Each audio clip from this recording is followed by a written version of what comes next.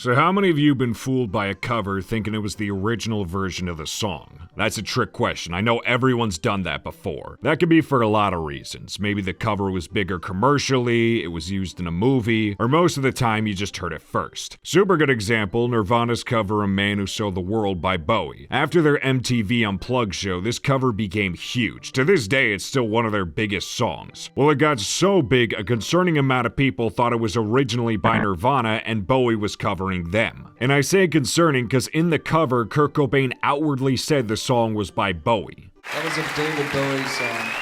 So to prove this happens to everyone, I want to list off a bunch of cover songs I for the longest time thought were the originals. You may question my intelligence with some of these, but I usually have a weirdly specific reason for being fooled. And in my defense too, the singer doesn't outwardly say it's a cover on any of these either, so, I'm not that far gone. Also, this ain't saying which version is better or worse. In fact, for most of these, I like them both for completely different reasons. I may like a couple more than the others, but this ain't gonna be like, oh, cover songs I like more than the originals too. It's just whatever. So let's start with this one. I was alone, I took a ride, didn't know what I would find.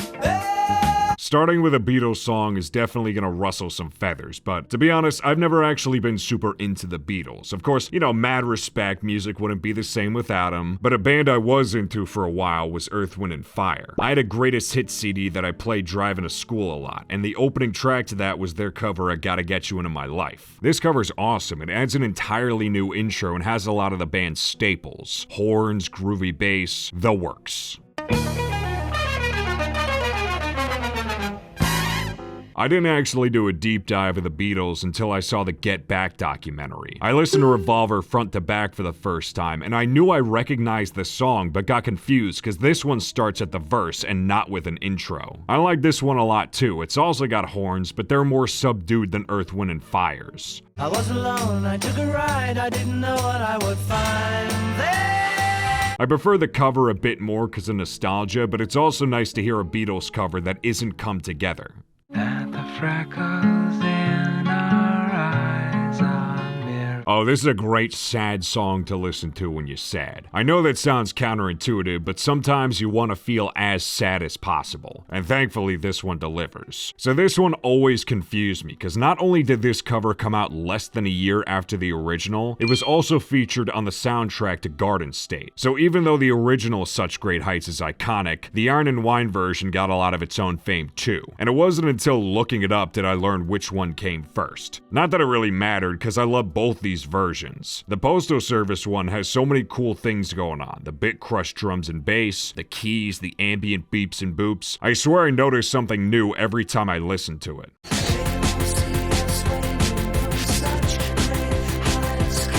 The Iron and Wine version is the complete opposite. It's way slower and just guitars, vocals, and the occasional harmony. But everything looks perfect from far. They both completely recontextualize the song. Really, the only thing they have in common are the lyrics and the fact that they're both objectively music. So if you're one of these, oh, I listen to everything types of people, check both of these out. I know a place where I can go.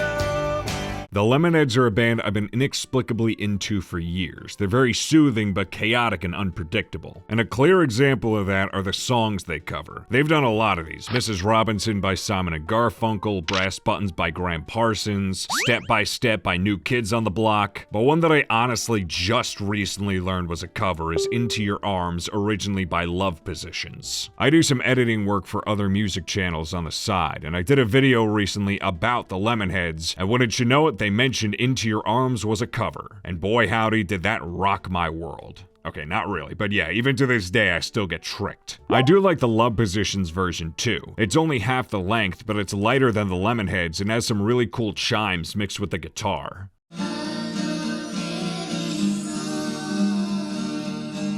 I like how this one's an inverse of Such Great Heights. This time the original one is scarce, but now the cover is with a full band. They add more instruments that weren't there before, like drums, bass, layered guitars. Into your arms, whoa, into your arms, I can go. I'm sure this won't be the last time I get fooled by the Lemonheads, so when that day comes, you guys can't make fun of me. I just call myself out for it, so, I beat you to the punch. Rainbows and waterfalls run through my mind. Next, we got Strawberry Letter 23. I was first introduced to the Brothers Johnson version because that was around the time I was getting into bass, and I just had to learn that song, even though it's not very beginner friendly. Well, it took me until the original Covers I Like More video from January to realize it was a cover. And at first, I was gonna include it, but then I heard the original by Otis, and to be honest, I like that one more. It mainly comes down to the instrumentation. My crazy slap days as a bassist are over, so this type of playing on the Brothers Johnson version doesn't really tickle my fancy. Bass isn't as driving, but it works alongside the piano and acoustic guitar. This version's a lot more psyche. I like how this one extends the bridge into an outro instead of just going to another verse like the cover.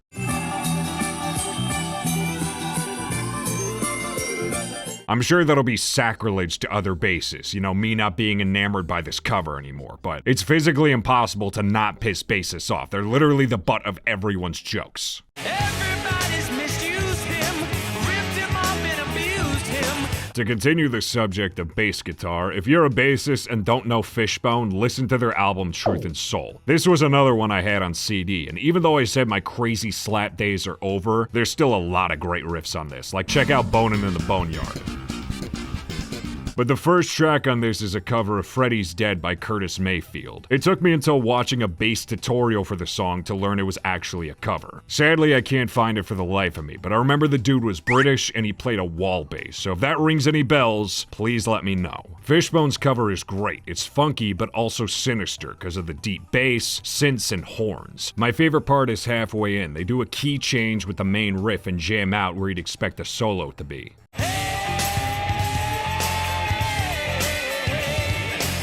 But to be honest, I love the original just as much too. This one tricks you in the beginning. It starts with the same sinister, funky riff, and then strings kick in out of nowhere, making it go from sinister to sexy. It's hard to understand. There was love in this man. I love how the grooviness dips in and out of this song. During the bridge, the strings are replaced with horns to ground it again, but then the strings come back on top of all this during the outro. I'm gonna recommend checking both these out. They have two completely different moods, but are both incredibly addicting. When I tell you, you're the queen of my heart. Going back to Nirvana again, next we got their cover of Love Buzz by Shock and Blue. I didn't listen to their first album Bleach that much growing up, but I do remember hearing this one a lot because once again, it's got a cool bass line. Look, I'm easily enamored, what can I say? I actually knew this was a cover for a while, but just recently heard the original, and both are equally as crazy and fun in their own ways. Nirvana's version ends on an instrumental with a bunch of guitar shrieks and noodling.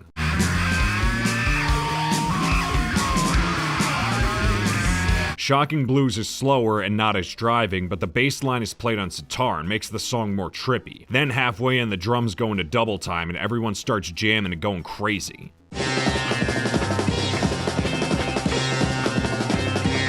They both have different instruments and styles, but are still chaotic and unpredictable. But I am curious if people thought Shock and Blue was covering Nirvana after Bleach came out. Because realistically, if that happened to Bowie, that would happen to anyone else Nirvana covered too.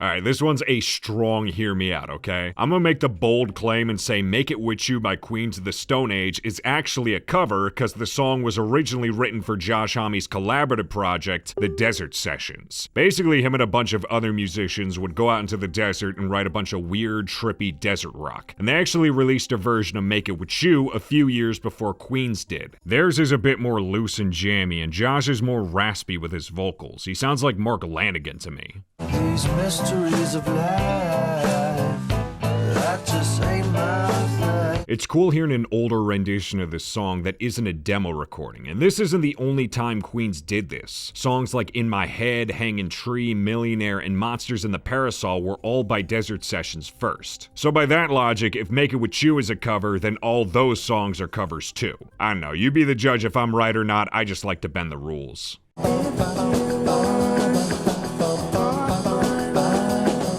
Out of all the songs I'm talking about, I was the most flabbergasted to learn this one was a cover. Yo La Tengo's version of You Can Have It All by George McCrae. I heard this song on my Discover Weekly last year and got obsessed with it, which is crazy because a big part of this song are the a cappella parts and the verses. As someone who's never liked a cappella outside of the extra levels in Mario Sunshine, I really like how it's used here. It makes the song more bouncy and rhythmic, and different instruments are layered underneath. First you got keys in the verses, strings in the bridge, and then everything comes back during the outro and it's amazing.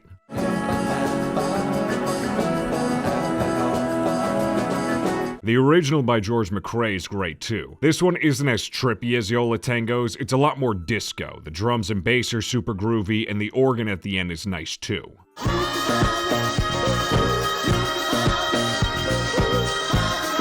I feel I'm just a little biased towards Yo La Tengo's version because of nostalgia for a year ago, but the original is still really great. This is one of those songs I'll listen to different versions of depending on my mood. I can say that about a lot of songs in this video, but that's double the case here with how well these two do their own things. So after this is done, flip a coin on which version you want to listen to and you won't be disappointed.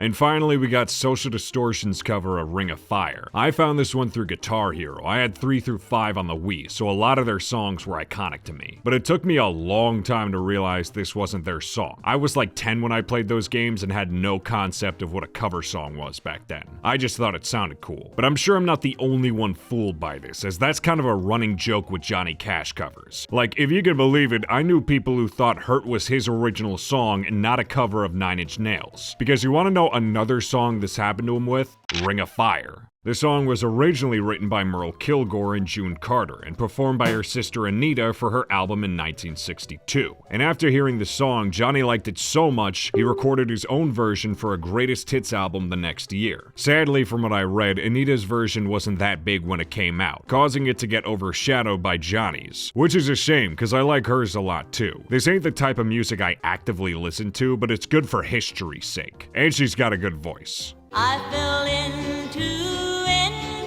the burning ring of fire. If this isn't common knowledge, hopefully this will spread the word on who really made Ring of Fire. So if you ever hear someone mention the Social Distortion version and say it's a Johnny Cash cover, now you can be the smart music buff and say, actually, you're wrong. But yeah, that's all I got. As always, thank you all very much for watching. Sorry I've been dead the past few weeks. I was on vacation and was kind of burnt out when I got back. That happens sometimes, but this video definitely got my groove back, so expect a more consistent schedule again. If this made you think of any cover songs you didn't know were covers, please tell me about them in the comments. I also made a playlist in the description featuring all the songs I mentioned today. Shoutouts of course to my patrons, and I'll see you guys next time when we talk about a song in every childhood movie.